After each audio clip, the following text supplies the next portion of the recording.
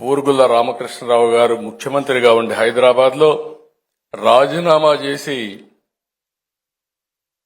ఆంధ్రప్రదేశ్ రాష్ట్రం కోసం ఆయన ముందుకు వచ్చారు.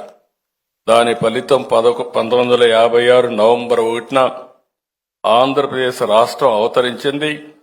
మొట్టమొదటి ముఖ్యమంత్రి సంజీవ్ రెడ్డి ఆంధ్రప్రదేశ్ రాష్ట్ర ముఖ్యమంత్రిగా ఆయన ప్రమాణ స్వీకారం చేశారు.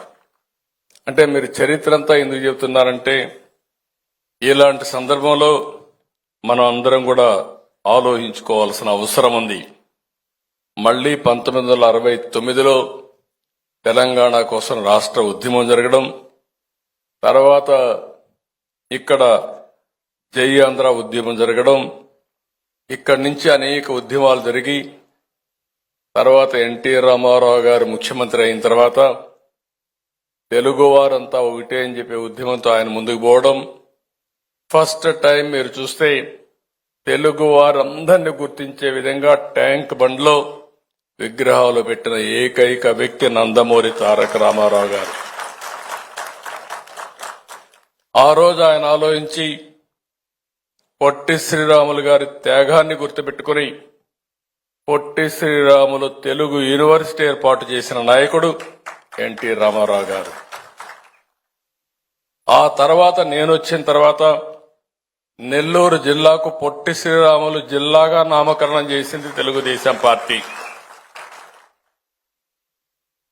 మళ్లీ నేను మొన్నొచ్చినప్పుడు మీరు చూస్తే ఆయన పుట్టిన ఊర్లో చాలా పెద్ద ఎత్తున కార్యక్రమాలు చేయాలని, వాటర్ ఇవ్వాలని, బ్రిడ్జ్ ఒకటి బంగారుపాలెం అక్కడ ఉండే బ్రిడ్జ్ ఒకటి వేయాలని, ఇంకొక పక్క హై స్కూల్ డెవలప్ చేయాలని, ఒక ప్రాథమిక ఆరోగ్య కేంద్రం కూడా ఏర్పాటు చేసి దాన్ని అంతా కూడా సిస్టమేటిక్ గా చేసి పొట్టి శ్రీరాములు గారు పుట్టిన గ్రామాన్ని అభివృద్ధి చేసి ఒక మెమోరియల్ తయారు చేయాలని పెద్ద ఎత్తున ముందుకు పోతే దాన్ని కూడా తర్వాత వచ్చిన గవర్నమెంట్ క్యాన్సిల్ చేసే పరిస్థితికి వచ్చారు. ఈరోజు అందుకే ఆమె ఇస్తున్న ఇటీవల కాలంలో విభజన జరిగిన తర్వాత హైదరాబాద్ లో ఉండే పొట్టి శ్రీరాములు గారి తెలుగు యూనివర్సిటీ పేరు మార్చే పరిస్థితికి వచ్చారు.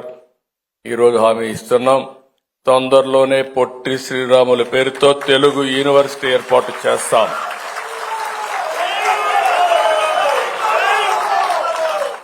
అదే మరిగా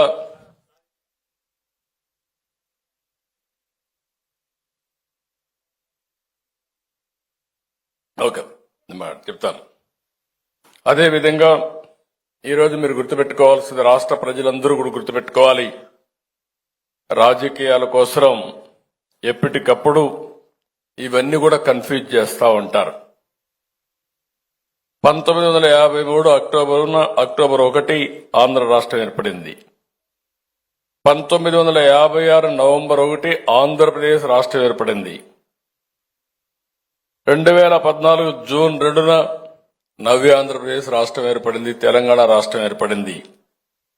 ఇవన్నీ చూసిన తర్వాత ఈరోజు నేను ఆలోచించింది, ఏ రోజైతే బాగుంటుందని ఆలోచించినప్పుడు దీనికి డిసెంబర్ 15 పొట్టి శ్రీరాములు ఆత్మార్పణం ఎప్పుడు చేశారో అది భాషా ప్రయుక్త రాష్ట్రాలకు నాంది పలికింది. కాబట్టి దీన్ని ఘనంగా చేయాలనే ఉద్దేశంతోనే ఈరోజు మనం చేశాం.